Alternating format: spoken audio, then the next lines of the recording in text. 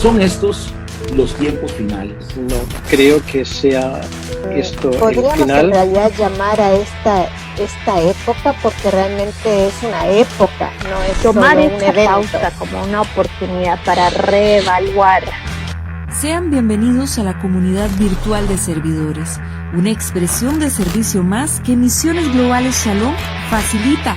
Acompañamiento, oración, fortalecimiento de las capacidades ministeriales, inspiración y la canalización de conexiones a pastores, iglesias y otros servidores que están inmersos en la misión de Dios en sus contextos. Puedes escribir al sitio web www.shalomcr.com.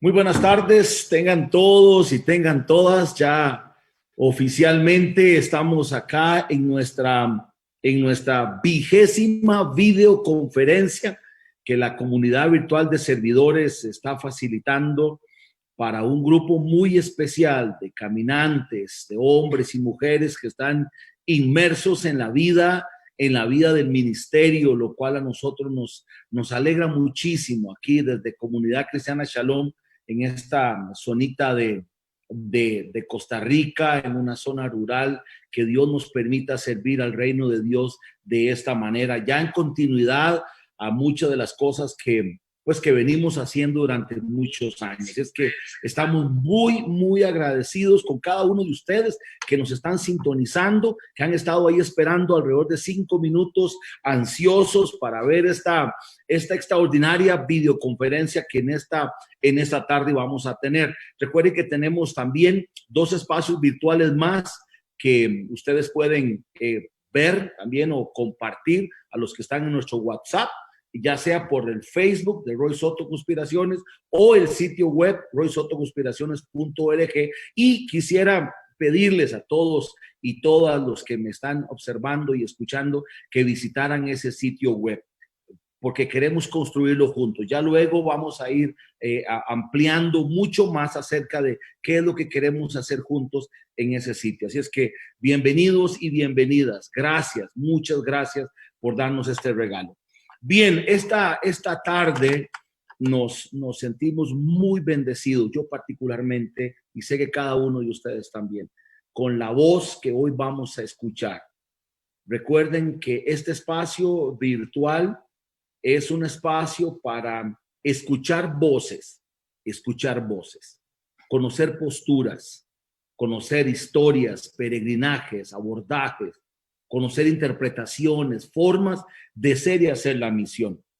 La comunidad virtual de servidores de ninguna manera, levanta, consolida y dice: esta es la verdad absoluta y con esta nos vamos a casar. No solamente conocemos una verdad absoluta, se llama Jesucristo, el Señor de todos y todas, pero a la luz de su reinado hemos aprendido a escuchar y a convivir con diferentes expresiones. Queda a criterio y con base en la madurez de cada uno y cada una de los y las que nos escuchan, interiorizar, procesar, y recordemos el consejo paulino: hay que escucharlo todo y retener lo que a nosotros nos puede edificar. Aunque algunas veces aquello que consideramos que no nos edifica termina, después de un proceso de interiorización y reflexión, termina beneficiándonos. Así es que cada uno tiene ese ejercicio. Nosotros les agradecemos muchísimo Una vez más, a nombre de Comunidad Virtual de Servidores, aquí desde la Iglesia de Shalom, le agradecemos que estén con nosotros. Muchísimas gracias. Decía antes que hoy tenemos a una voz que hace bastante tiempo, pues la sigo, la he escuchado en varios espacios y no deja de, siempre que la escucho, me confronta y me ayuda a entender esta realidad multicultural del reino de Dios. Y hoy está con nosotros Yochebed Morales, y es una bendición para nosotros poder tenerla en medio de nosotros. Yochebed Solano Morales, no sé por qué le cambié el apellido. Yochebed Solano, ella es panameña, pero a ver, ya va a dar más detalles de esto. Nació en el pueblo Cunadule, es así, ¿verdad? Y luego, si no, usted me ayuda, ¿verdad? Yochebed Cunadule, en el tiempo de Badune, y ella va a explicar qué se trata todo esto. Ella es indígena, es teóloga, también es directora de memoria indígena, estudia en el CETI también. Así es que tenemos aquí a alguien que desde un pueblo originario Dios ha levantado para traer una voz en este tiempo. Así es que sin más detalles, quiero presentarles a ustedes, comunidad virtual, a Yochebed Solano, para que sea ella la que nos hable hoy acerca de el rostro indígena de Dios. Bienvenida, Yochebed, a la comunidad virtual de servidores. Tenemos tres plataformas. Esta por Zoom, tenemos plataforma en Facebook y también tenemos otro grupo de gente en este momento por el sitio web. Así es que este es el público que hoy quiere escucharla. Gracias, Yochebed. Muchas gracias, Roy, por la invitación. A todas las y los hermanos presentes, mi saludo especial a cada uno de ustedes, agradecida con Dios por la oportunidad de compartir un poco sobre algunas búsquedas, preguntas y también caminos que hacemos en comunidad con otras y otros. Y como bien Roy comentaba, yo soy del pueblo Cunadule, en Panamá. Actualmente en el estado panameño hay 7 pueblos indígenas, pero como ustedes saben, los pueblos indígenas están habitando Abya Yala desde épocas milenarias, lo que significa que antes de que existieran los gobiernos y estados actuales en América, ya estaban los pueblos indígenas como naciones. Entonces, los cunadules somos uno de esos tantos pueblos que existen en Abya Yala. Y más adelante explicaré qué es Abya Yala. Pero me gustaría, por alguna razón no puedo compartir mi pantalla, sin embargo, le mandé a ver si se puede poner. Pero antes que eso, me gustaría que oráramos y que Dios nos ayude, sea su espíritu, que nos permita tener un corazón dispuesto a escucharle, a escucharnos y a caminar juntos y juntas en este camino que nos invita a Jesús a seguirle. Y me gustaría orar a través de una oración que hice pensando un poco en los pueblos indígenas del Abya Yala.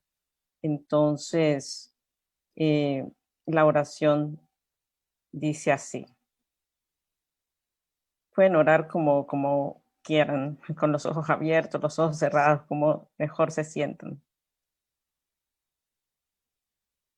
Degi, así sea, que la rúa que se mueve en la tierra nos siga moviendo con signos de su resurrección, que el cuerpo de la tierra nos acoja con sus brazos, que en los senderos donde caminan nuestras abuelas y abuelos, recordemos los lugares sagrados que nos hablan al corazón, los lugares sagrados como escuchas en el canto de la abuela, al fuego que enciende nuestro fogón, al viento que mantiene vivo la llama, al agua que bebemos y nos da vida, que la hermana árbol nos hable, textos sagrados llenos de conocimiento, que a lo que tenemos miedo y a la oscuridad sea disipado por el canto melodioso del ave, o por el silencio cuando decimos ané y tosí, siento la casa, llevándote la palabra de muerte como nos invitan nuestras hermanas, nuestros hermanos en todo el Abya Yala.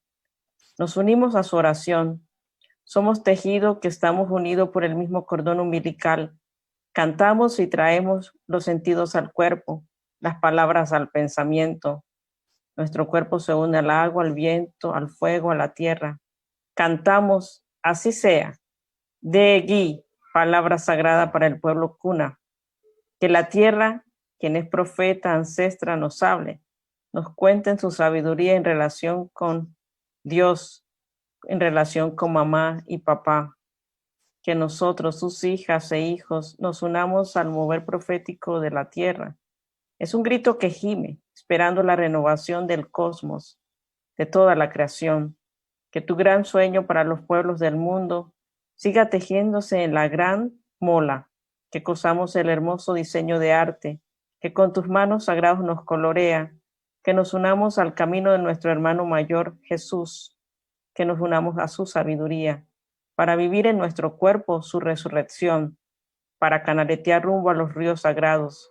Nos unimos al canto de las hermanas y hermanos Wiwas, de las hermanas Aymaras, de los hermanos Wunan, de los hermanos y las hermanas del este, del oeste, del sur y del norte, que nos unamos al ciclo de la vida. Nos unimos a tu cuerpo, como la mamá está unida con el bebé a través del cordón umbilical.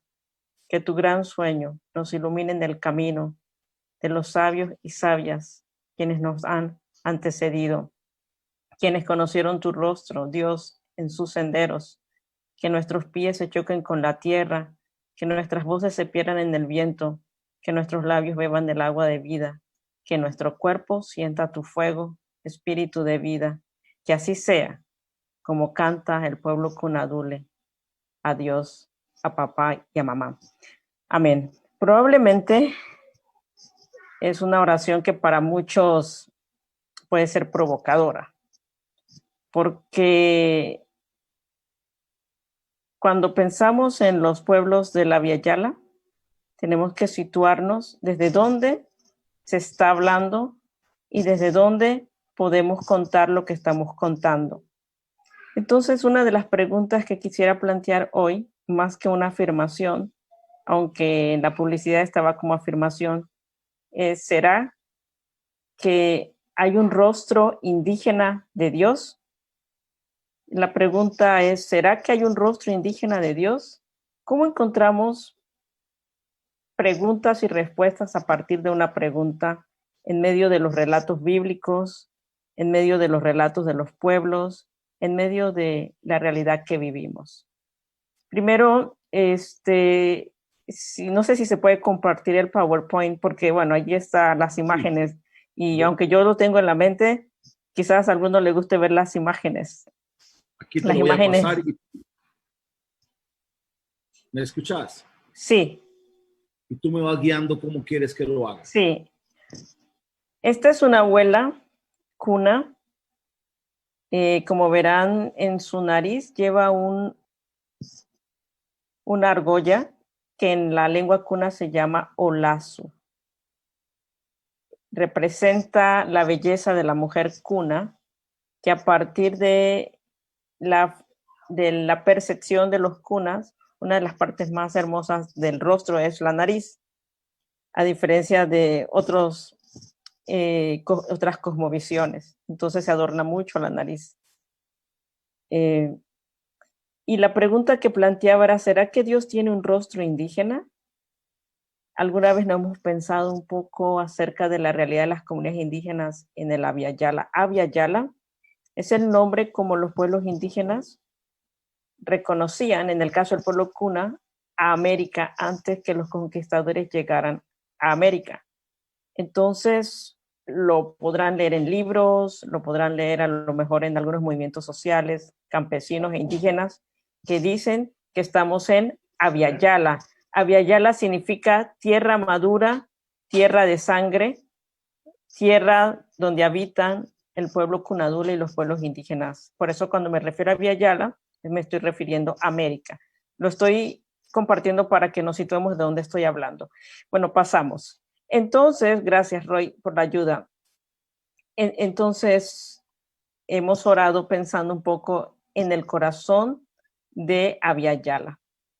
Cuando los conquistadores llegaron a Abya Yala, ya habían personas que vivían una relación con Dios. Probablemente esta relación con Dios tenía mucha diferencia en relación a los conquistadores y en relación al cristianismo que vino con los conquistadores, que fue un cristianismo desde una perspectiva colonial, es decir, desde una teología colonial.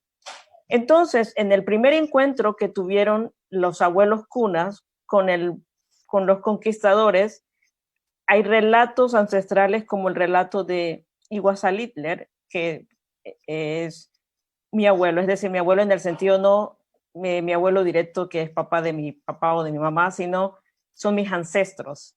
Él relata lo siguiente: yo no quiero ir a tu cielo, le dice a los conquistadores. Yo no quiero ir a tu cielo, si tu cielo es donde habitan aquellos que explotan y violan a nuestras mujeres y a la madre tierra. Yo no quiero ir a tu cielo, yo quiero vivir aquí en Abya Yala, con aquellos que reconocen a esta tierra madura y la aman. En la mañana, mientras caminaba en los galu, los sitios sagrados, hablé con la planta, ella estaba hablando con la rana. Juntos hicimos una comunidad, dialogábamos y cantábamos que Abya Yala nos da alimento y que debemos cuidarla. Sigue en la siguiente diapositiva. Pero hoy tú me dices que debo aceptar tu religión para ir al cielo. ¿Qué cielo? El cielo que conozco es vasto y hermoso. Allá vuelan las aves libremente. El sol y las estrellas tienen su casa. Yo amo mi casa. Lo único que le pido a papá y a mamá es que podamos aprender a vivir en comunidad y que toda niña y niño pueda crecer llenos de vida, amor, a Dios, a la tierra y a su comunidad. Yo quiero ver en mi casa donde Dios habita, junto con las hermanas flores, hermanos árboles, donde habitamos en comunidad. Claro, cuando hay este enfrentamiento entre los conquistadores y los pueblos de la Abya Yala, hay paradigmas y epistemologías de acercamiento distinto a cómo se entiende a Dios. Es decir, desde dónde me sitúo, desde dónde estoy hablando y cuál es la percepción que tienen los pueblos indígenas sobre Dios. Pero los conquistadores, al llegar a Abya Yala, dijeron que los pueblos indígenas no adoraban a Dios y su pensamiento sobre los pueblos indígenas era que éramos animales y que éramos personas sin razón, validando el eurocentrismo, que lo que validaba era la razón sobre las emociones y el paradigma dicotómico entre lo sagrado, lo secular. Así que cuando mi abuelo ve que el conquistador le dice que necesita arrepentirse de sus pecados para ir al cielo, pero que su discurso está embarrado con la sangre de muerte de miles de mujeres que violaban y mataban, él se pregunta, ¿pero qué cielo? Si tú vas a ese cielo, pues yo no quiero ir al cielo que tú vas, porque lo que me estás planteando es que me estás hablando de un Dios que es lamentablemente así, pensaban los abuelos, que es un Dios asesino en relación al Dios que habían conocido, que estaba cercano y junto, como dicen algunos hermanos indígenas, que era mamá y papá y que cuidaba su relación con la tierra, su relación con la comunidad. Esta teología colonial ha hecho mucho daño en Abya Yala y ha hecho mucho daño a las comunidades indígenas. Entonces, hay memorias peligrosas que traen al corazón muchas veces el dolor y el lamento de los pueblos indígenas y el rechazo a la fe cristiana, porque está esta historia de muerte en nuestros relatos y en nuestras vivencias. Cuando pensamos un poco en el rostro indígena de Dios, debemos preguntarnos también qué narrativas bíblicas nos hablan sobre Dios y qué narrativas bíblicas nos hablan sobre una teología de la creación que nos acerque mucho más a reconocernos la humanidad como imagen y semejanza de Dios. Y obviamente, como la mayoría somos cristianos aquí, pues nos remontamos al Génesis. Podemos pasar, pensando un poco en este choque teológico, la postura es que los abuelos sabían que hay narrativas que forman y otras que deforman. Todo pueblo, toda comunidad, toda persona vive a partir de una narrativa que se ha construido en su propia vida. Y esa narrativa de vida no solamente es de la familia, sino es una narrativa que se va formando en la sociedad y en la cultura. Es una narrativa que se va formando en medio de las relaciones que tenemos, tanto con los seres humanos y en el caso de las comunidades indígenas, lo tienen muy fuerte en relación con la tierra, en relación con toda la creación. Las narrativas, aquí no me estoy refiriendo a los relatos que ustedes escuchan, historia, cuentos, me estoy refiriendo a formas de pensamientos que forman la vida de los seres humanos. Por eso el abuelo decía, hay narrativas que forman y otras que deforman. ¿Cómo nuestras iglesias evangélicas han formado sus narrativas de vida? ¿Desde dónde lo hemos formado?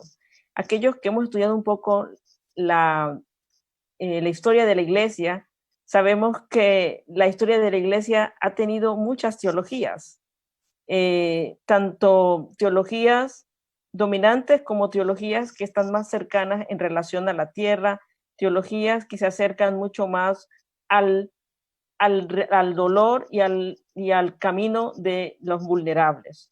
Entonces aquí el abuelo está pensando un poco en estos elementos, las narrativas que deforman y que han deformado muchas veces las teologías dominantes en nuestros contextos y en algunos lugares, teologías coloniales, ha sido a partir de la conquista, que mencioné narrativamente, a partir del epistemicidio, lo que quiere decir, algunos pensadores de las ciencias sociales han dado este nombre al epistemicidio, como Boaventura de Sousa, que dice que cuando se sobrepone el conocimiento sobre los conocimientos de otros, es decir, cuando se sobrepone el conocimiento eurocéntrico sobre los conocimientos de las comunidades indígenas. Él hace el análisis a partir de que el epistemicidio es la muerte, es el intento de matar las formas de pensamiento.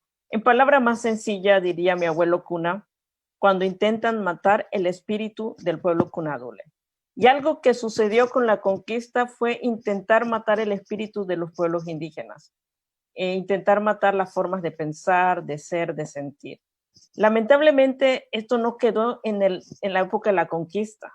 Lamentablemente, hoy día, ustedes sabrán que la historia de las comunidades indígenas es una historia sufriente, pero también de resistencia, que hoy día todavía hay mucho epistemicidio en las estructuras sociales y políticas de nuestros gobiernos. ¿Y qué tiene eso que ver con la iglesia? Mucho, porque si nosotros como iglesia estamos llamados a ser luz y sal en nuestro mundo, en nuestro país, en nuestra comunidad, en nuestra familia, la pregunta que nos debemos plantear y replantear es cómo estamos realmente viviendo una teología liberadora que permita que las voces de las comunidades indígenas, que las personas de las comunidades indígenas puedan ser incluidas en medio de las realidades que se vive en la iglesia local. El epistemicidio lo que dice es que hay saberes más importantes que otros. Diría mi amiga Juana que hay una sospecha siempre del indígena cuando intenta vivir la fe desde su identidad. Y la sospecha no es de ahora, la sospecha es desde la época de la conquista, porque es la sospecha de los pueblos indígenas, son pueblos que adoran muchos dioses, por ejemplo, es una de las sospechas. La sospecha de los pueblos indígenas ven a la tierra como mamá. ¿Y qué significa esto? ¿Será que la veneran? Estas preguntas que no voy a abordar totalmente hoy porque no puedo trabajar todos los temas, son preguntas que no pueden ser respondidas de una forma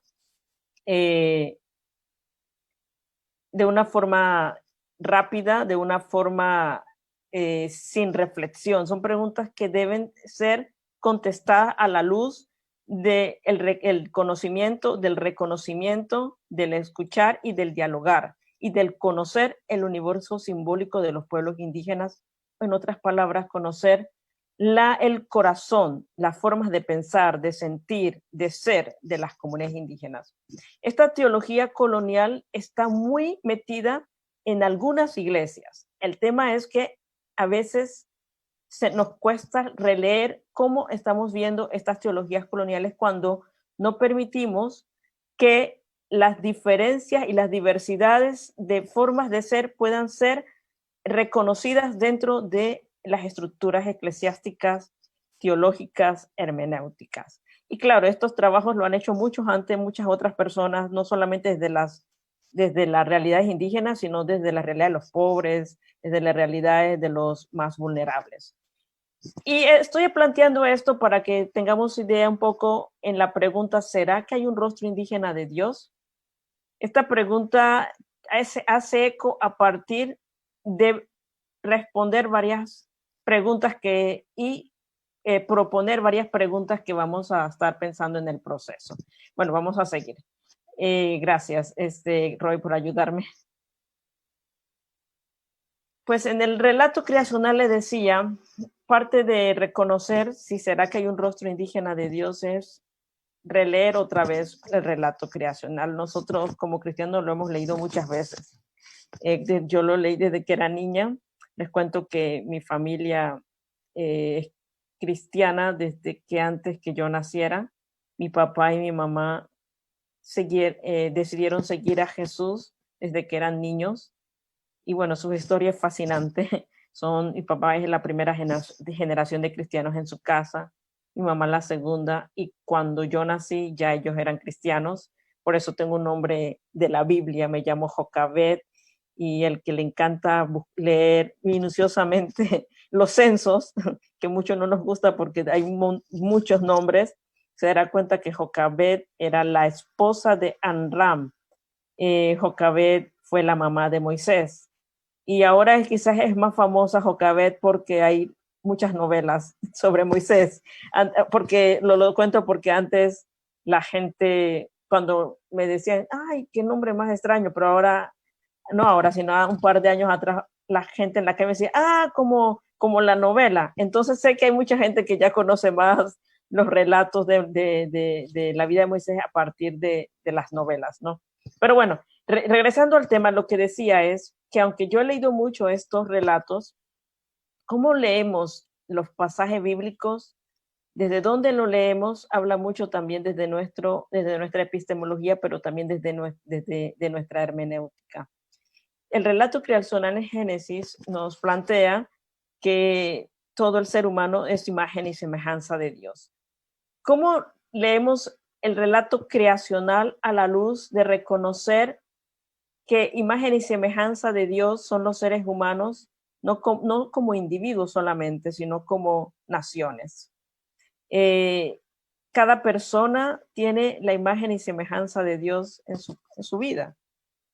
Pero ¿qué significa eso en la construcción de pueblos que han trabajado estructuras organizacionales diferentes a la nuestra? La pregunta es, ¿acaso será que estos pueblos tienen también la imagen y semejanza de Dios? Probablemente la mayoría de los que aquí, si estuviera en una iglesia, dirían amén, que sí. Pero el planteamiento es, si es así, entonces, ¿cuál es la diferencia de pensar entonces si todos los pueblos y todas las personas de una u otra manera tenemos la imagen y semejanza de Dios? ¿Por qué cuando hablamos sobre la evangelización, por ejemplo, pensamos que el otro no tiene a Dios y que yo tengo a Dios y tengo que hablarle a Dios al otro para que el otro conozca de Dios porque necesita a Dios porque yo lo tengo? Y no es que totalmente sea, en mi entender, incorrecto. Para mí lo que de repente no es totalmente correcto es no reconocer que el otro tiene tanto de Dios como tengo yo y que a la hora de hablarle yo de Dios, muy probablemente yo también sea evangelizado por ese otro. El tema es que aquí partimos de que nosotros conocemos la verdad y esa verdad, como decía Roy, está en Jesús. Y yo también creo que esa verdad está en Jesús. Pero, ¿qué de ese caminar de Jesús antes, en medio de los pueblos, si creemos en un Jesús que es el principio y el fin, en el caso, como dice el libro Apocalipsis, o en Jesús que no tiene principio y fin porque es eterno? Es decir, el Jesús que existe en toda la eternidad sin que nadie le creara porque es Dios. ¿Acaso Dios no es capaz de poder estar en las comunidades indígenas antes de su encarnación? Y son preguntas que no vamos a responder, pero creo que debemos plantearnos para pensar dónde leemos a Jesús en medio de las narrativas de los pueblos indígenas. En el relato creacional también vemos que el pueblo de el pueblo de Israel estaba sometido a dominio y a poder, y al poder de los babilónicos. Y el poema, que es un himno del relato creacional de Génesis 1, nos habla un poco, si lo leemos a partir de los oprimidos o a partir de los que están siendo dominados, nos damos cuenta que el relato es un nuevo relato que cambia el relato de dominación. Es decir, los que están oprimidos no son nada, no son nadie a la vista del sistema dominante. Pero este relato de Génesis 1, que es un himno, nos invita a replantearnos que estos que no son nada sí son algo, son imagen y semejanza de Dios. La influencia del relato creacional tiene una influencia de otros relatos del contexto donde se crea el relato, como el Enuma Elish. Y bueno, ahí lo pueden investigar después. Pero este relato del Enuma Elish decía que los dioses que vencían tomaban a los vencidos y los esclavizaban. Cuando los primeros oyentes, quienes no leen, sino que escuchan el relato del Enuma Elish, son personas que son alienadas, son gente que para la sociedad de ese momento no son nada. Y el relato creacional lo que hace es derrubar esas narrativas que deforman y reconocer que sí son imagen y semejanza de Dios, que son personas a la cual Dios le ha dado semejanza, le ha dado cualidades, le ha amado, le ha liberado. Entonces, dentro de cuando entendemos el relato del Génesis como un relato intercultural, podemos reconocer la influencia de otros relatos y la maravilla de este relato que va en contra lo hegemónico y nos permite entonces a nosotros reconocernos también cómo nosotros podemos tener un encuentro con otros pueblos a partir de un relato que ha sido gestado a través de otros relatos. El Génesis también nos dice y nos recalca que los buenos propósitos de Dios están desde la creación. Y es algo que hay que también pensar. Para nosotros, cuando yo era niña, me acuerdo que me comentaban y me decían que la buena noticia está en Jesús. Y yo creo que sí, la buena noticia está en Jesús porque creo que Jesús existe antes de todo lo creado. Pero ¿cómo entendemos que esa buena noticia está desde el principio? Está desde la creación. Cuando el mismo Dios dice y vio que todo era bueno en gran manera. Ese todo que vio en gran bueno, y vio que todo era bueno en gran manera, nos ubica entonces a pensar de que toda la creación es una buena noticia de Dios. Es la buena noticia de Dios, como en el hebreo está el shalom, o como los pueblos indígenas lo entienden, es una vida en armonía, en equilibrio entre la comunidad creadora, la comunidad de Dios con la creación y los que somos creados por Él. El relato creacional nos invita entonces a preguntarnos también, ¿y qué del pueblo que escuchó este relato? Era un pueblo ancestral, era un pueblo con otra forma de vida, era un pueblo con otra narrativa, era un pueblo que estaba muy cercano al parecido de los pueblos indígenas, no por la cultura, porque son muy distintas, pero sí un pueblo que entiende mucho más cercanamente lo que significa la tierra, no solamente como un lugar y un espacio donde habitamos, sino como la tierra, como un lugar donde Dios habla también. Y bueno, lo podemos ver en los Salmos, lo podemos ver en otros pasajes. ¿Qué entonces si leemos los textos a partir de las comunidades indígenas? ¿Cómo podemos hacer una hermenéutica en clave indígena que nos permita reconocer ese rostro indígena de Dios. Sí, pasamos, gracias. En la hermenéutica de Jesús fue una hermenéutica que dejó perplejo a los que le vieron y lo oyeron, a los testigos oculares. ¿Por qué? Porque fue una hermenéutica que surge a partir de los vulnerables. Y aquellos que estaban acostumbrados a leer la Torá tenían otras formas de leer la vida, de leer las realidades, aún de leer la Torá. Jesús hace un cambio radical en la hermenéutica y su propuesta es a partir de los vulnerables. No voy a hacer el estudio bíblico de la parábola de Lucas, pero quiero decir algunos elementos importantes. La pregunta que le plantea el maestro de la ley a Jesús es la siguiente: ¿qué maestro? Le pregunta, la propuesta que le plantea el maestro de la ley a Jesús es: ¿cómo hago para heredar la vida eterna? Bueno, no es así puntualmente, lo pueden buscar en Lucas 10, pero lo que sí quiero reconocer son las dos preguntas que Jesús le hace. La pregunta que le hace Jesús: ¿cómo lees? ¿Qué está escrito? ¿Y cómo lees? Y a partir de allí hace un relato magistral que le cambia el paradigma a los que le está escuchando acerca de quién es mi prójimo y quién es el prójimo y quién es el que ayuda al prójimo.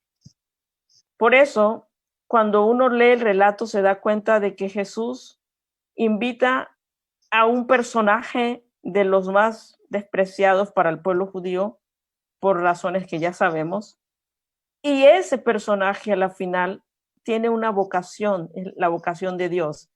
Y bueno, en otro estudio lo podemos hacer, pero se mueve en sus entrañas, busca al que está tirado, una persona sin nombre, sin identidad, sin rostro, no sabemos nada del personaje.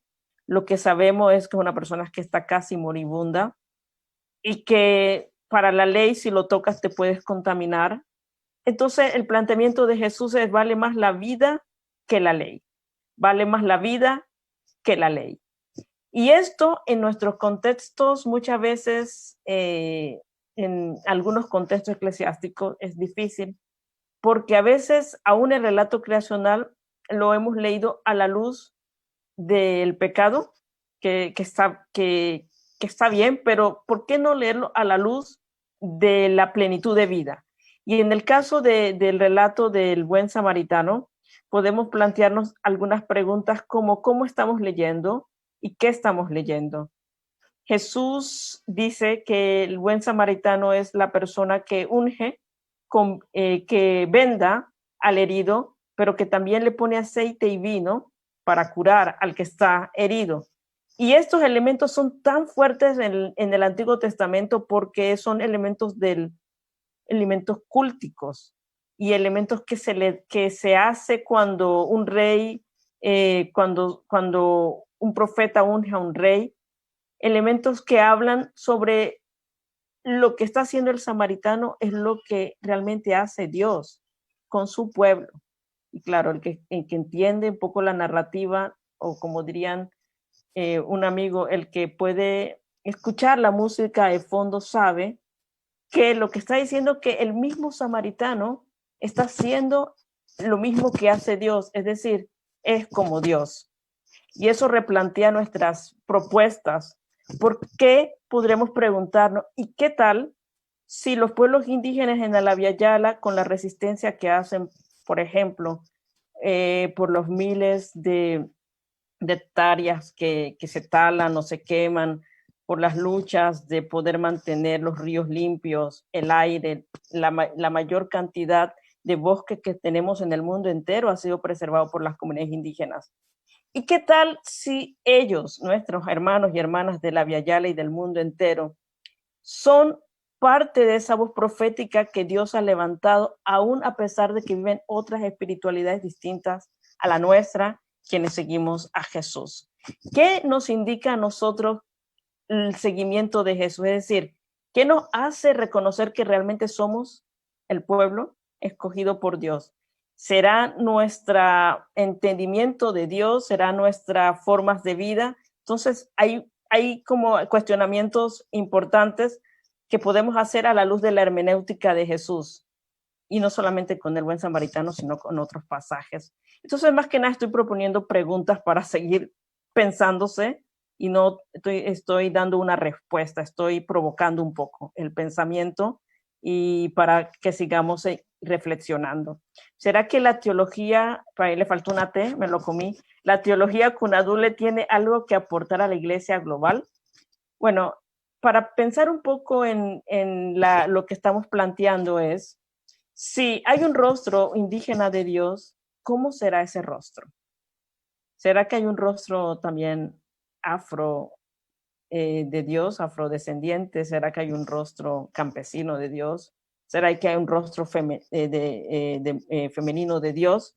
Son preguntas que se han hecho y que se ha trabajado y se ha abordado por muchos teólogos y teólogas.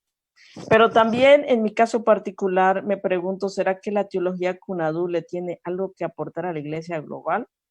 Quisiera preguntarte, estás quizás escuchándome y es muy difícil así, ¿no? Porque yo veo la pantalla y no sé exactamente cuáles son las reacciones, ¿no? Pero ¿conoces algo de alguna teología indígena? Es decir, de tu pueblo, vamos a decir, si eres de México. ¿Nos hemos acercado a algún pueblo indígena y realmente hemos escuchado desde dónde surge su teología? Aquí me estoy refiriendo a teología también en relación a ese encuentro con Dios, porque yo sé que hay algunos que le llamarían espiritualidades. ¿Será que nosotros conocemos las formas de cómo un pueblo indígena entiende y percibe a Dios? En el caso del pueblo Cunadule hay mucho que uno pudiera decir, pero yo nada más me voy a remitir a dos cosas porque si no sería mucha información. Uno, el pueblo Cuna entiende a Dios como papá y mamá, y eso me parece maravilloso y enriquecedor en contra de una teología que está sustentado por el patriarcado. ¿Cómo el pueblo Cuna entiende a Dios? ¿Por qué Dios es mamá y papá? Es una pregunta que deberíamos hacer. ¿Qué significa para los pueblos indígenas que Dios es papá y mamá, o mamá y papá en el caso del pueblo Cuna? Para el pueblo Cuna no puede haber renovación, no hay renovación sin la comunidad. Es decir, la renovación tiene que ser comunitaria, no individual. En algunas teologías cristianas se nos ha enseñado que la salvación de nosotros sí viene por Jesús, pero también se nos ha enseñado que la salvación es casi individual, aunque no se nos dice así. Pero es cuando yo decido aceptar a Jesús como Señor y Salvador, entonces Jesús me salva, ¿cierto? Y me libera de mis pecados. Pero para las comunidades indígenas, esta premisa es contradictoria con su teología, porque se entiende que no puede haber, aunque yo estoy usando aquí palabras interpretando un poco la lectura Cuna, porque no se entiende salvación. Pero si lo pudiéramos traducir, no se entiende que la salvación para el pueblo indígena Cuna viniera a partir de solamente mi involucramiento de decir que acepto o no acepto a Dios, sino a partir de una salvación comunitaria.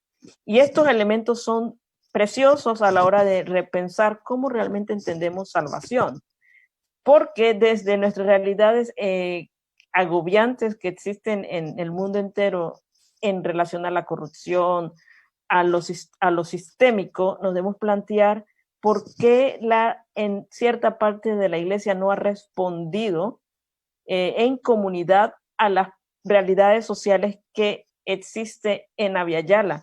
Y mucho tiene que ver con nuestro planteamiento de cómo entendemos nuestra responsabilidad también en el área de la salvación. Dice un teólogo nativoamericano que quizás una de las palabras más cercanas a salvación, eso yo estoy diciendo como quizás porque no lo he investigado bien, pero él lo que menciona es que sería curación. Porque también nos tenemos que preguntar cómo entendemos qué es salvación. Si hacemos una encuesta, ¿qué es salvación? Y le preguntamos a la gente en la iglesia, van a haber múltiples definiciones, y no es que esté incorrecto para mí, sino que muchas veces preguntas tan elementales deberíamos cuestionarnos y repensarlo. ¿Qué aporte puede dar la iglesia indígena a la iglesia global? Tanto en el tema de salvación comunitaria, que otros teólogos también lo han trabajado, tanto el aporte de reconocer la voz de la tierra como hermeneuta en nuestra relación con Dios, y esto es un punto muy valioso, me parece, como entender también a un Dios que es madre y padre en relación a nuestras relaciones eclesiásticas, estructurales, políticas en nuestros contextos. ¿Será que hay un rostro indígena de Dios? Es la pregunta que vamos a seguir desarrollando. Ojalá Dios me dé vida para cuando sea más viejita y pueda seguir haciéndome más preguntas sobre esto. Pero sé que no queda mucho tiempo. Entonces, y que hay un tiempo de preguntas.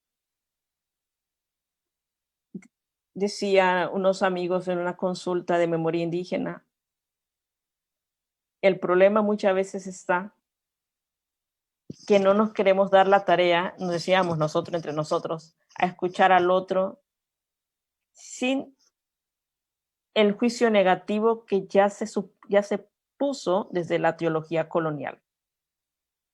Esa teología colonial nos ha arrastrado más de 500 años y todavía hoy día nos estamos preguntando, ¿será que hay un rostro indígena de Dios?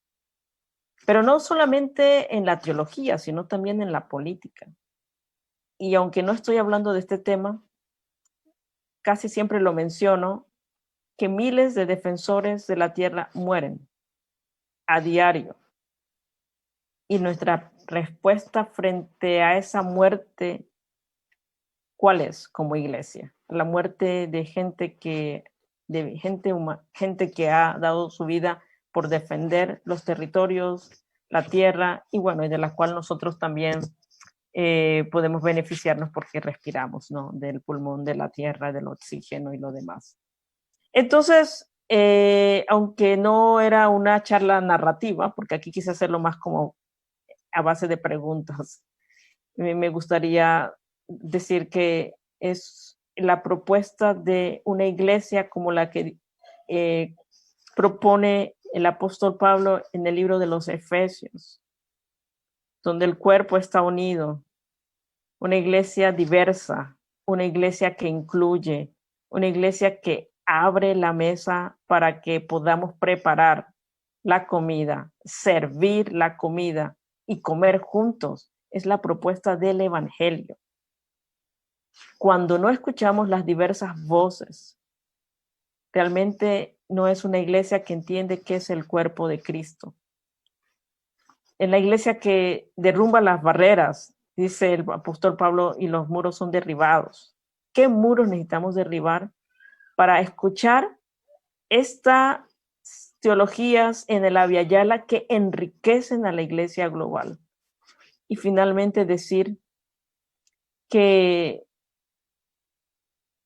en el libro de Apocalipsis, que es un versículo muy conocido, y cuando se habla de que delante del Cordero habían pueblos y naciones y lenguas, ¿se acuerdan?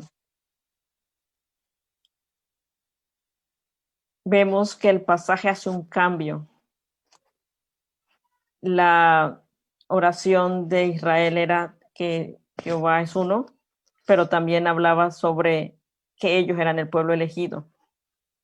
Sin embargo, en el Apocalipsis hace un cambio radical y dice, y ahora hace el cambio de el pueblo a los pueblos de Dios.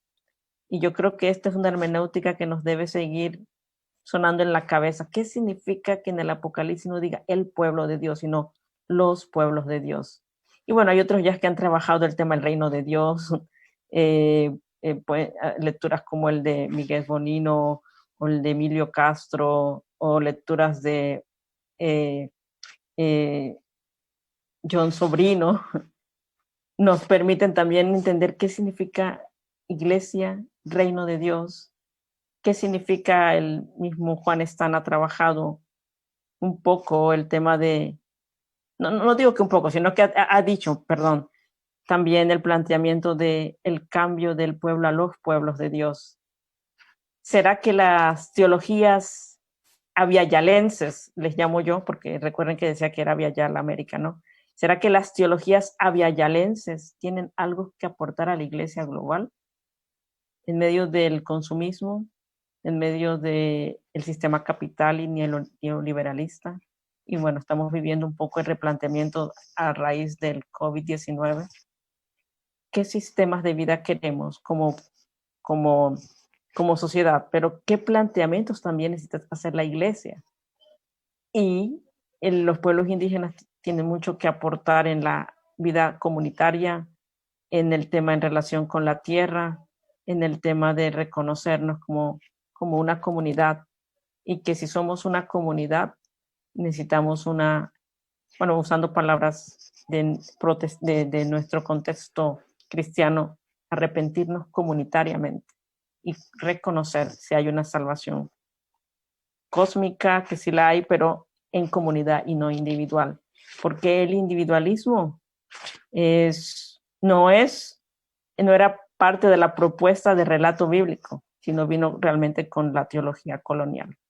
Y bueno, hay mucho más que decir, pero quiero terminar con esta poesía que se llama Rostro de Indio. Rostro de indio. En el oro veían al indio, rostro de indio era el oro. Oro valían los indios, el oro del dolor. Rostro de indio era el oro de la muerte. Chocaron miradas.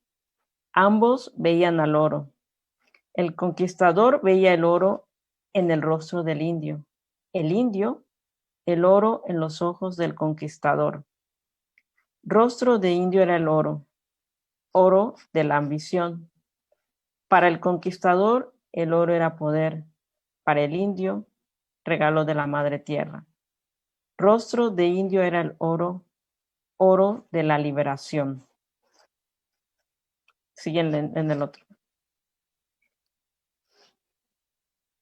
El indio gritaba dentro de sí: soy Olodule, soy Olodule, soy hijo del oro, soy hijo de Dios. Rostro desfigurado del indio por el oro, rostro sin rostro del indio por el oro, rostro moribundo del indio por el oro, rostro de oro, el indio, oro de Dios. El conquistador vio el rostro de indio como oro, pero no vio que el rostro de oro del indio era el rostro de Dios. Bueno, muchas gracias y espero que lo poco que compartí provoque un poco más a nuestras reflexiones. Gracias. Gracias, Yochebed. Qué poema más hermoso, de verdad. Y la forma en la que lo has leído nos hace, por lo menos mientras lo construías y lo narrabas, no deja de emocionarnos que esa ha sido la verdad, y esa ha sido la verdad. Pues bueno, a todos los que están aquí, gracias, qué buen grupo. Tenemos 3 plataformas, aquí el Zoom, en la página web, en el sitio, en la página, en el website también hay gente sintonizada. Gracias por eso. A ver, la oportunidad ahora es para las preguntas, y así como ya lo está haciendo mi querido Tomás, Edgardo Noriega tiene su manita levantada. De la misma manera, los que quieran hacerle alguna pregunta a Yochebed, por favor háganlo. Recuerden, queridos y queridas, vamos a hacer preguntas, no vamos a entrar porque la exposición era conferida a Yochebed. Aquí son preguntas puntuales para darle mucho más lugar a muchos y a muchas que puedan hacerlo. También a los que están en las redes sociales, si quieren escribir alguna pregunta, yo la voy a leer acá. También tenemos algunas aquí en el chat. Así es que voy a dar lugar, en primer lugar, a Tomás Morales, para que sea él que... Tomasito, un abrazo, mi querido. Oye, mire, donde estás ahí, estás en Italia, hermano. Qué bien. Vamos a ver.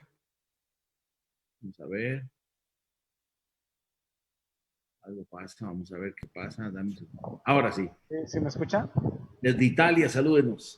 Desde el Coliseo Romano, recordando la violencia que se generó en los cristianos.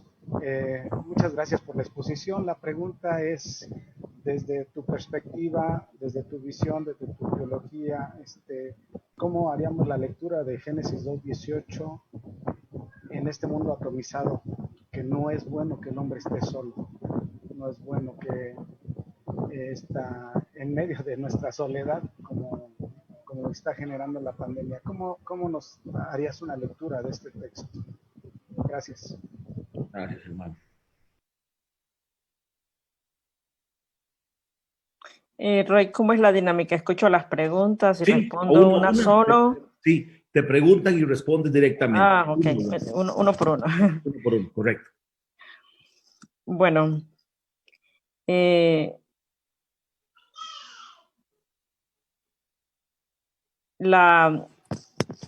planteamiento tanto del Génesis como poema y también para el pueblo Cunadule, pensar en la comunidad como esencia de quién es Dios. Si Dios es un Dios comunidad, y luego más adelante algunos teólogos trabajaron la Trinidad, ¿cierto? Trabajaron de fondo los teólogos sobre Padre, Hijo y Espíritu Santo en la historia de la Iglesia. Como planteamiento a una pregunta, ¿Dios es Dios comunidad? ¿Quién es Dios y cómo es Dios? Nosotros nos aproximamos a ese Dios balbuceando, a tientas. Sabemos poco de Dios, aunque a veces podemos creer que sabemos mucho de Dios. Pero dentro de esta aproximación a el Dios que trasciende más allá, que también es inmanente, en los pueblos indígenas, en este caso a la pregunta cómo lo interpretaría a partir de una mirada cuna, es que el Dios es un Dios comunidad, y por ser un Dios comunidad nos ha dado a nosotros el don de la comunidad como esencia en nuestra humanidad. Y en esa esencia de nuestra humanidad, el planteamiento no es originalmente, me parece, en el tema del matrimonio, porque así casi siempre se da en las predicaciones. No es lo que el hombre esté solo, y porque le haré ayuda idónea. Y lo escuchamos en las bodas, que está bueno, que es cierto. Pero el planteamiento me parece que en un principio no tiene que ver con eso, sino más bien apela a nuestra tendencia al individualismo. Y me parece que releerlo como un Dios comunidad nos invita aún toda nuestra narrativa teológica, tanto del tema que hablamos de salvación, tanto nuestros temas estructurales, de cómo entendemos nuestro ser y quehacer misionológico en medio de las realidades que vivimos.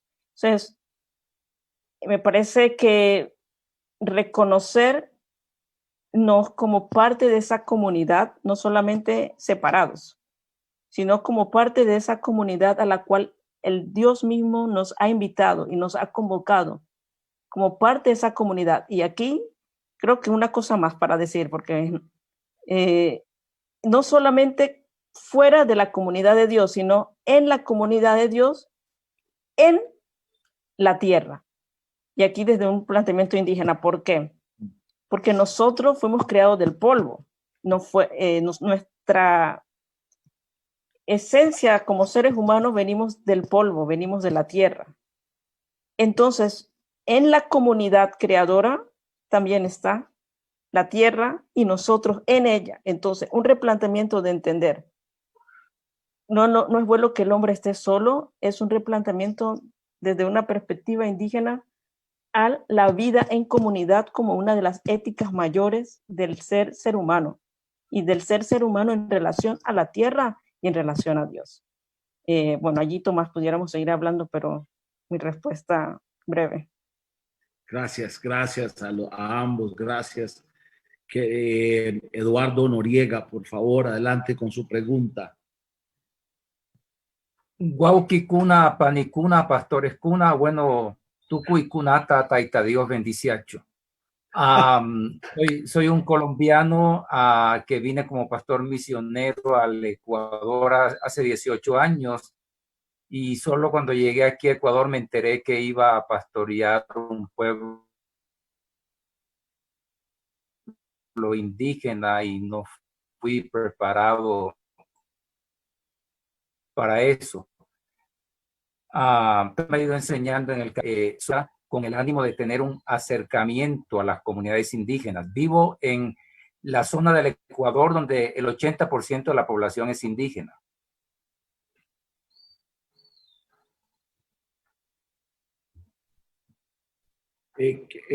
No, yo acabé de escucharse la pregunta, creo que el pastor Eduardo, no sé si fue mi recepción del internet o la de él. Bueno, yo no escuché la pregunta, es que un momento se fue y no sé si no escuché. Querido pastor Eduardo, ¿puedes repetir la pregunta? Porque creo que se te fue un poquito la señal del internet. Sí. ¿Qué aspectos de la cosmovisión indígena son relevantes para tener en cuenta a la hora de buscar un acercamiento con las comunidades indígenas? Ok, muchas gracias, Edgardo. Bueno, partiendo de que el concepto de cosmovisión, por ejemplo, nos habla de la visión del mundo, ¿cierto? Pero nos habla también un planteamiento de la visión del mundo desde lo racional. Y por eso hay autores que plantean que los pueblos indígenas no se ven como cosmovisión, sino como cosmoexistencia. Y no, es decir, el planteamiento epistemológico viene desde lo concreto de la vida. En lo concreto de la vida tenemos esa convivencia con Dios y ni siquiera experiencia, porque la experiencia habla de experimentar, la convivencia habla de relación y hay una gran diferencia de abordamientos. Pero parto de allí para decir que sí, excelente pregunta, porque allí nos preguntamos entonces, ¿cómo hacemos preguntas a las comunidades indígenas y de dónde lo hacemos? Desde si mi abordaje hacia las comunidades indígenas viene de lo racional en términos de que obviamente las comunidades indígenas también tenemos reflexión desde de nuestra percepción de Dios, reflexión filosófica, si lo queremos llamar así, reflexión milenaria, que no se expresa de la manera como se expresa en el lenguaje que estamos acostumbrados a escuchar discursivo, pero que se expresa en los lenguajes de los sentidos. Es decir, hay otras formas de expresar ese lenguaje. Entonces, regresando a la pregunta, yo nada más estoy haciendo como una confusión quizás, pero regresando a la pregunta más puntual y tratando de responder no como indígena, entonces diría que varias cosas. Uno, la vida se vive en narrativa. El lenguaje de las comunidades indígenas tiene una riqueza etimológica tan profunda que se ha perdido por lo que planteaba del epistemicidio. Y reconocer la misma lengua de las comunidades indígenas nos da una gran posibilidades de conocer el rostro indígena de Dios. Cuando yo entiendo, por ejemplo, una sola palabra del pueblo Kuna que nos habla de Dios, nos da otras posibilidades de cómo entendemos a Dios. Entonces, aquí elementos de no solamente de dónde leemos, porque también de dónde leemos nos hace errar en las preguntas muchas veces. De dónde, cómo preguntamos desde nuestras cosmovisiones occidentales, aunque somos mestizos la gran mayoría, pero no solamente por mestizaje de sangre, sino también del cerebro, ¿no? O sea, yo soy una híbrida, obviamente soy una generación de cuna que habla castellano y que está hablando a veces en categorías occidentales, porque es la manera como necesito hablar para, pues, haber pasado la escuela y la universidad, ¿no? Y está bueno tomar de aquello que es bueno, como decía Roy, ¿no? Al inicio. Pero el tema es que también aún las formas de comunicación en el lenguaje. Son elementos necesarios de poder deconstruir las formas de cómo entendemos a los demás. El tema también de su espiritualidad en relación con la tierra, me parece que es muy elemental. Creo yo que una hermenéutica sin la tierra no es una hermenéutica aviayalense. Es decir, una hermenéutica sin la voz de la tierra no es una hermenéutica bíblica aviayalense. Es decir, cuando yo era niña, lo voy a decir como un ejemplo, quizás es más fácil comunicarlo para mí. Cuando yo era niña, me enseñaron la Biblia. Y obviamente me sé muchos versículos bíblicos en la Reina Valera del 60, así que estamos bien, ¿no? Ahí nos identificamos. Levante la mano todos. Y me acuerdo que, por ejemplo, cuando tenía 3 años, fue el primer capítulo que me aprendí, el clásico Salmos 23. Tenía 3 años y a mi papá le encantaba y me va a decirle que yo sabía el Salmos 23, así que en todos lados lo decía. Ese amor de los padres a los hijos, ¿no? Entonces, pero cuando yo crecí, obviamente iba a la iglesia, escuché mucho acerca del Salmos 23, de los evangelios, del Antiguo Testamento. Pero la mayor parte de las exposiciones bíblicas que escuché en los estudios bíblicos, en la escuela dominical, en la iglesia, fue muy alejado a reconocer cómo el aporte de una teología cuna puede ayudar a enriquecer ese texto que estoy leyendo, porque lo estoy leyendo no con lentes cuna, sino con lentes no cunas, con otros lentes. Y obviamente eso tiene que ver con todo lo que hablamos de cómo hemos construido nuestras teologías, ¿no? Entonces, cuando crecí, me di la tarea de preguntarme un poco más, ¿y cómo sería realmente una teología, una hermenéutica cuna en el texto bíblico? ¿Cuáles serían las preguntas y las aproximaciones para leer el texto? Y claro, todavía estoy preguntándome, por eso digo, ojalá Dios me dé mucha vida para seguir preguntando, ¿no? Pero una de las aproximaciones que estamos tratando de desarrollar es que si las espirituales indígenas, si Dios, alguien decía, no me acuerdo quién, dónde lo escuché, pero si pensamos que Dios, con rostros diversos en el mundo entero, le ha dado dones, no solamente a la gente de forma específica. En nuestras iglesias nos dicen que Dios nos dio dones, ¿cierto? Cuando el Espíritu Santo está en nosotros y tenemos dones para servir, está bueno. Pero ¿qué tal si los dones que Dios le da también son dones que le da a los pueblos, a sus pueblos, para servirle de acuerdo a la vocación que tienen? Entonces la pregunta sería, ¿qué tal si los pueblos indígenas tienen un don especial o dones especiales en relación a su comprender a Dios en la tierra? Que ahí no creo que estemos muy alejados a lo que creemos que sí. Ahora, y si ese don que Dios le da a las comunidades indígenas también es la clave para entender los relatos bíblicos, que también está, pero que hemos silenciado la voz de la tierra en los relatos bíblicos por las teologías coloniales que no necesariamente son del pueblo de Israel, sino que han surgido después, ¿no? Entonces, una hermenéutica con sabor a tierra puede ser una hermenéutica más aviayalense, más nuestra hermenéutica. Y aquí yo creo que sería el abordaje para replantearnos a conocer también el corazón de los pueblos indígenas. ¿Por qué tanta importancia a la tierra?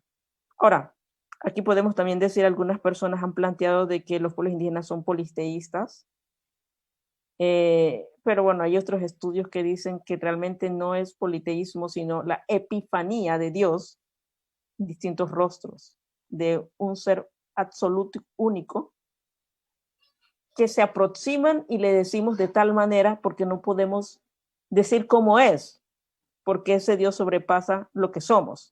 Y me parece a mí hermoso porque es humilde reconocer de que hay muchas formas de aproximarnos a ese Dios. Bueno, no sé si respondí y me fui por otro lado.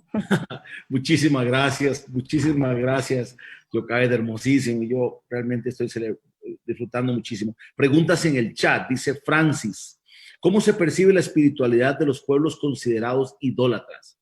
¿Se hace violencia partiendo desde mi concepción de Dios en detrimento de la concepción de los pueblos? Sí, a ver, no entiendo muy bien la pregunta. ¿Podrían, no sé si Sí, en la película tiene que, bueno, puedes repetirla, por favor? porque una vez más, si Francis está por ahí, por favor, puede hacerla también. Nada más me levanta la mano y yo le habilito el micrófono. Dice así: ¿cómo se percibe la espiritualidad de los pueblos considerados idólatras? Se hace violencia partiendo desde mi concepción de Dios en detrimento de la concepción de los pueblos. Si no Ok, pasamos a la... Ya. Ujú. no sé si entendí bien la pregunta, perdón, hermano Francis. Quizás es mi, no, pero no sé si la pregunta está planteada sobre quiénes son los pueblos idólatras o a qué consideramos idolatría, que esa sería mi pregunta para poder saber de dónde está surgiendo la pregunta. No sé si está el hermano y puede aclararme un poquito. Estamos a la espera de que aparezca, pero vamos a leer otra que la están felicitando. Hay una Biblia traducida al cuna. ¿Cómo se tradujo la palabra de Dios? Está diciendo. Esa es una. Sí. Bueno, aquí Sí, dice, sí hay Biblia en cuna. El Antiguo y Nuevo Testamento tuvo una duración aproximada de 30 años. wow. Un equipo de trabajo que no fue en procesos y todavía la Biblia en cuna se tradujo para el pueblo cuna en Cunayala, porque yo no hablé del pueblo cuna mucho, pero somos varios territorios cunas. O sea, hay otro pueblo cuna que vive en el Darién, frontera con Colombia, que hablan cuna, pero tienen variante del cuna. Entonces está empezando la traducción para los cunas de las fronteras, así le llaman, porque hay variaciones y uno puede escuchar, hablar con una persona del Darién, cuna del Darién, y hay palabras que uno no entiende, porque hay variaciones que obviamente tienen que ver con las dinámicas de cambio, de geografía, de cultura, y es otro tema enorme, ¿no? Bien, aquí hay alguien que se llama Maday Navarrete, me pide hacer una pregunta. Claro, el micrófono está abierto, nada más levanta su mano y yo lo habilitamos acá. Aquí pregunta Lili Galvez: en muchos pueblos de América subsiste con mucha fuerza el rechazo al cristianismo como sinónimo de opresión. ¿Qué hacer? Sí, como empecé el relato haciendo una relectura de un relato ancestral, porque es muy largo, los relatos ancestrales saben que el pueblo cuna puede cantar varios días un relato. Y es otro tema sobre la oralidad. Quizás no mencioné mucho cuando preguntaban también, la oralidad en la hermenéutica es importante de cómo leemos el texto. Y bueno, ese es otro también gran tema. Pero en relación a la pregunta específica del rechazo, eh, la mayor, no sé si la mayor, pero hay una gran cantidad de hermanos y hermanas indígenas muy dolidos con todo el tema de la conquista y las colonialidades que existen todavía en nuestras comunidades. Lamentablemente, cuando uno escucha cristiano, nos meten a todos, ¿cierto? Es, es una gran diversidad. Y lamentablemente, algunas misiones no han sabido dialogar, sino que han ido a imponer. Es lo mismo que hablamos de la teología colonial, decir lo que ustedes tienen está mal y lo que nosotros traemos es la verdad.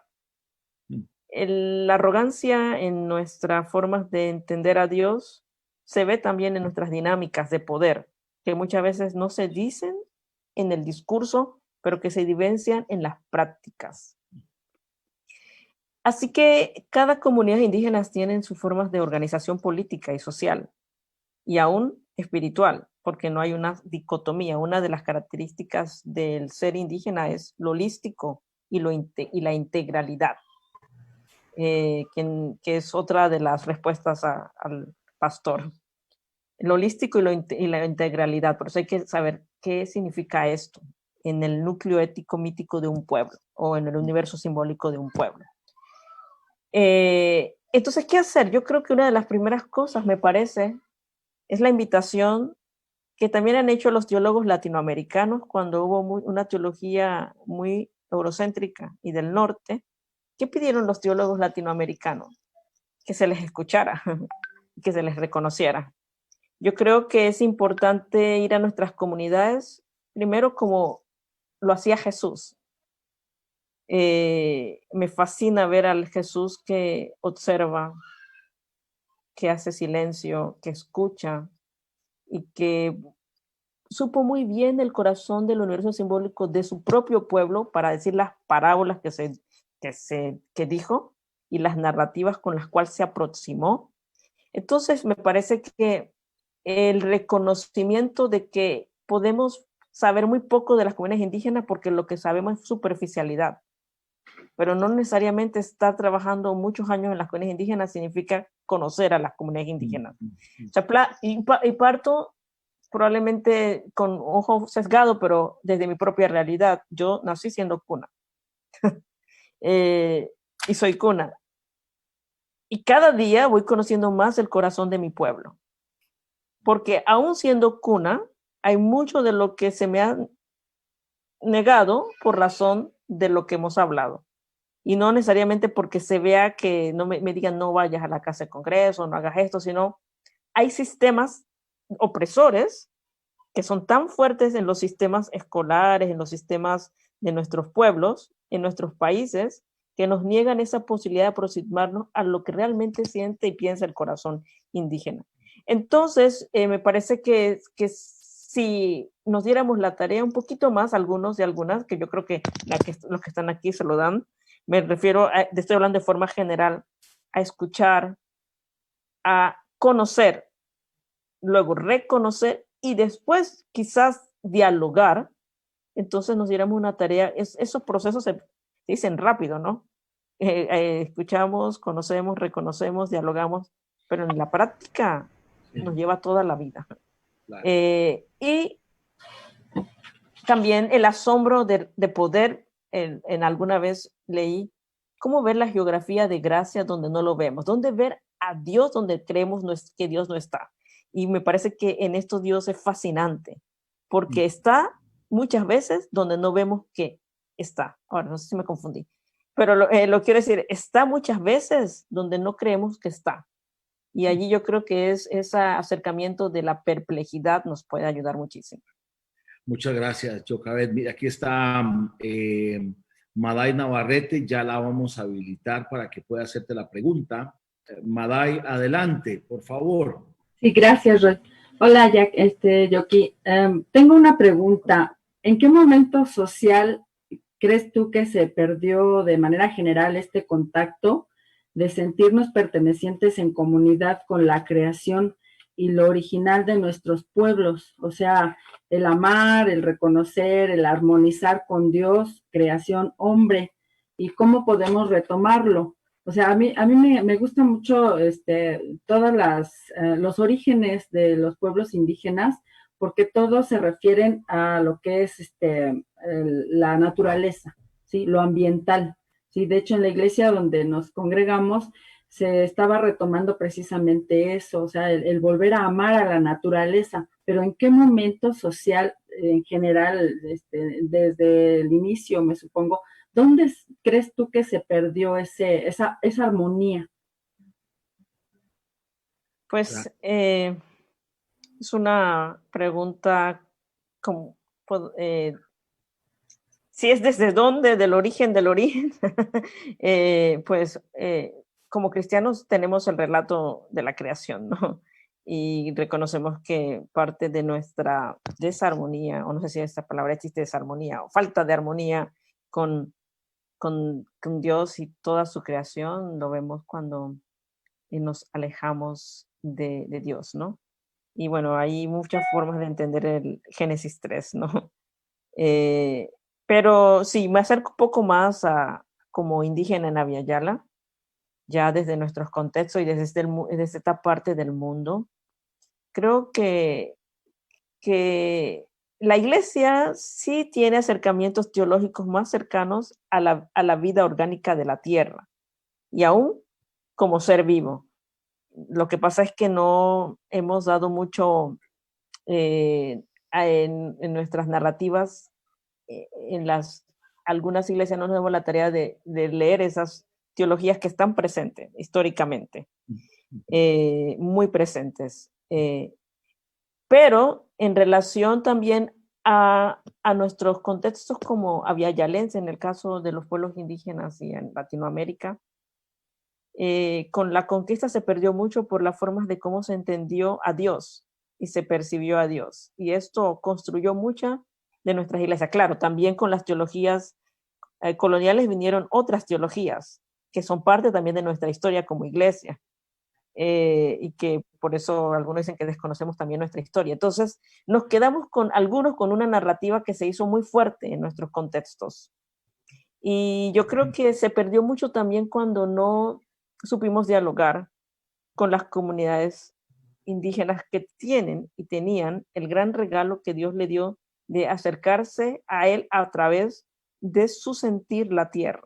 Y aquí ni siquiera digo el conocimiento cognitivo, sino también el sentir, porque el sentir es otro elemento de la espiritualidad indígena que nos permite acercarnos de otras maneras y que a veces por todo el tema de la negación de la corporalidad nos hemos limitado también a entender a Dios a través del cuerpo.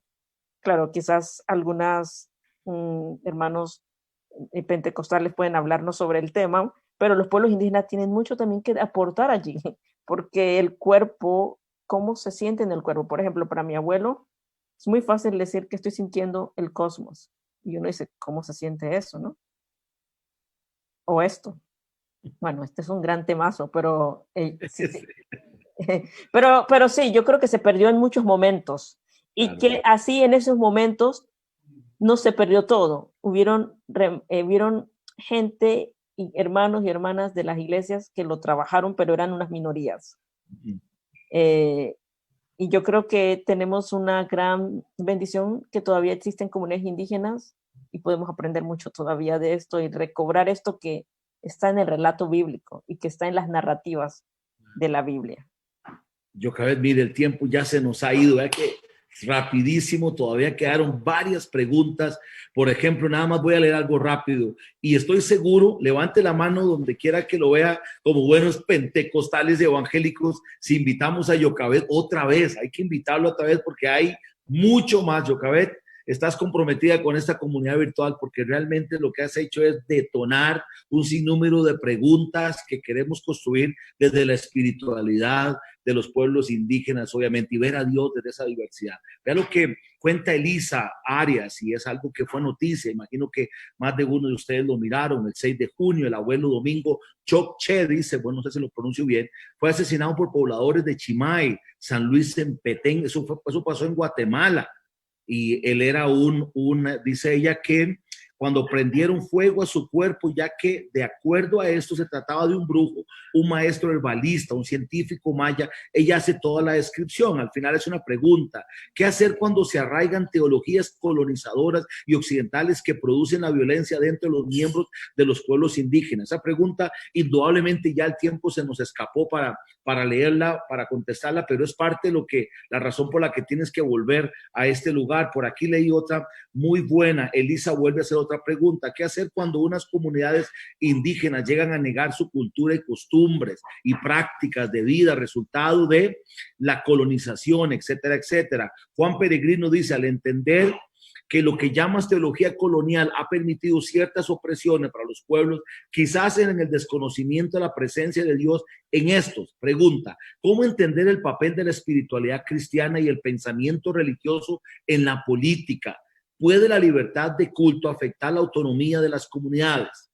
¿Ya qué preguntas más jugosas como para seguir indudablemente el conversatorio?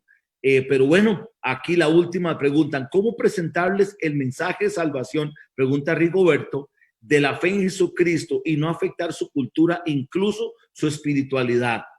Qué preguntas, ¿verdad, Yochebed? Así es que, bueno, repito, el tiempo se nos ha ido y tenemos que seguir construyendo. A todos los que han estado interesados, este video de la videoconferencia de hoy va a ser expuesto en nuestro sitio web, como también en el grupo de WhatsApp, para que sigamos viéndolo y sigamos construyendo esto. Yochebed, por favor, danos tu saludo, danos un hasta luego, porque terminando esta charla la vuelvo a contactar para ver cuándo volvemos a escuchar esta riqueza. Adelante, Yochebed, por favor. Bueno, más que nada agradecer por la oportunidad de abordar algunas preguntas para seguir pensando, ¿no? y seguir. Creo que algo que nos une es el amor.